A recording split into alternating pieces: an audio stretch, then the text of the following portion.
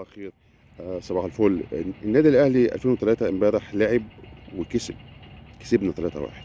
احنا لعبنا وما كسبناش. القصد من الكلام ان النتيجه ما هي الا رقم احصائي، زي اي مهاره فنيه بنعمل لها احصائيات في المباراه. يعني سجل 3 اهداف دخل فينا هدف، او احنا سجلنا هدفين دخل فينا هدفين، يعني رقم. ولكن ايه اللي بين السطور؟ اللي بين السطور احنا اشتغلنا فنيا ازاي.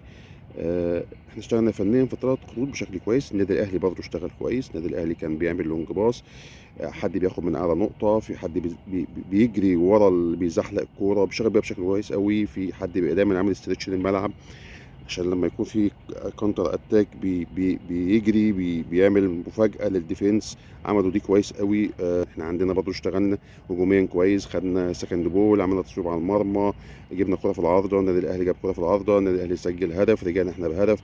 المباراة كانت ماشية. لما بدأنا نرجع المباراة بشكل احسن في الشوط الثاني النادي الاهلي سجل. احنا رحنا وعملنا شغل على مرمى الاهلي. الموضوع كان المباراة ما كانش وان سايد جيم. المباراة انا بتكلم عنها فنيا علشان النادي الاهلي ما جاش كسبنا ومشي. فدي الحالات الفنيه اللي انا بتكلم فيها واللي انا هعرضها ونشوفها المباراه كانت ماشيه ازاي. احنا مش بنتكلم على مكسب وخساره، احنا بنتكلم على اداء. زي ما انا قلت في بدايه كلامي، الاهداف ما هي الا احصائيات، هي ارقام.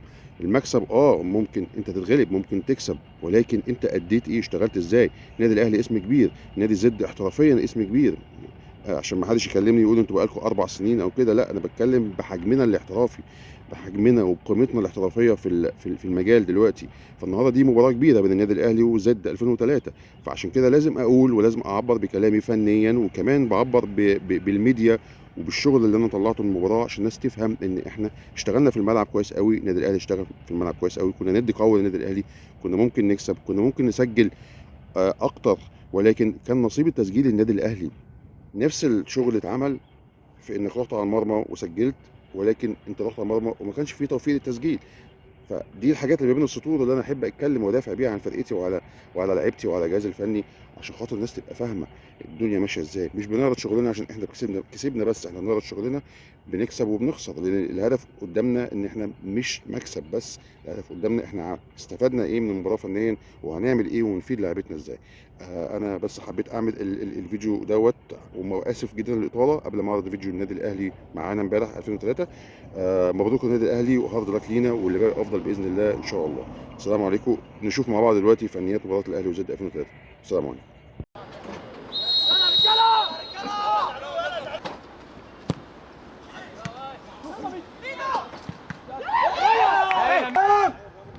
قابل يا ميدو، قابل يا ميدو، ما يعملش روح يا واد العرض تاني واحد.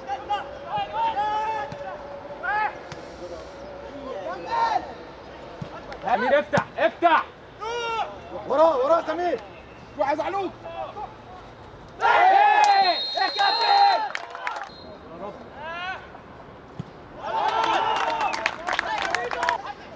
مشوش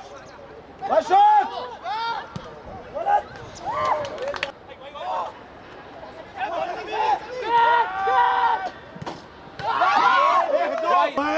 تعالى ما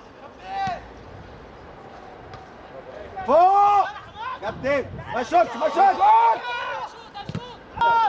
ايه ده؟ خايف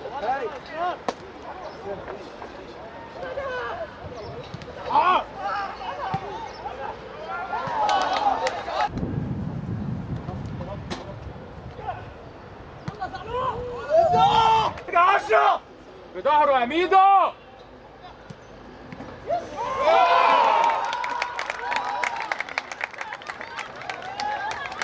يلا روح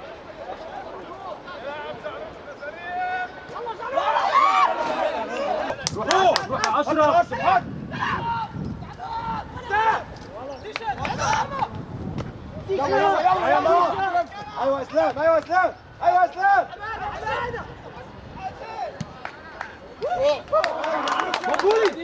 مقبول. قرب اقف على رجل.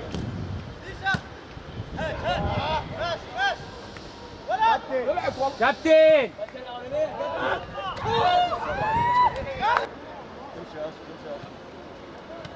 هايل.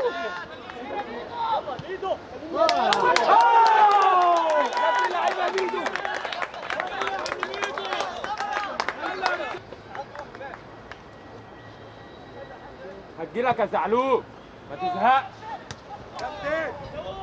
زعلوك كويس يا سعد، قوي يا سعد، هايل. ما تطبش.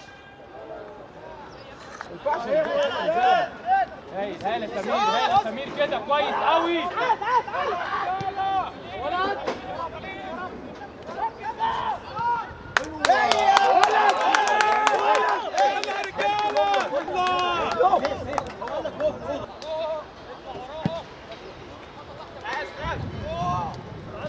ولد يا زعلوك.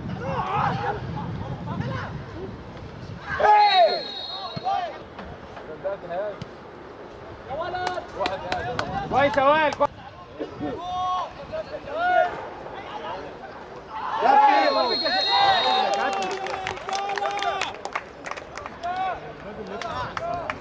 صح.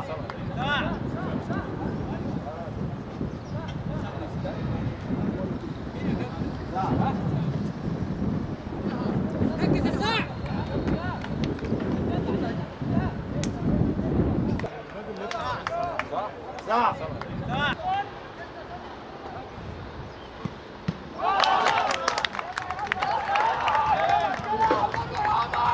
كويس يا اسلام، كويس يا اسلام.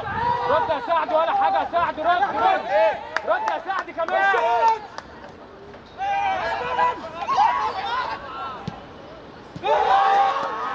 كويس يا سعد، كويس كويس. باص. اشرف ايوه ايوه اشرف، ايوه.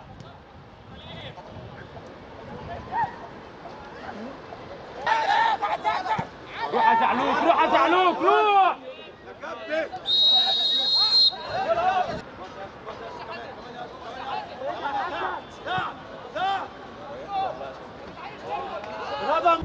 يلا عبد الله، معلش عبد معلش. الله، يلا عبد الله.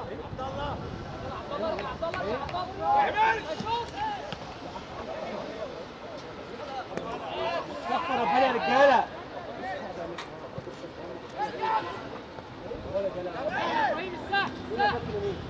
ما تعملهاش نص الملعب. يلا يا سعد، اتعب يا سعد، اتعب يا سعد.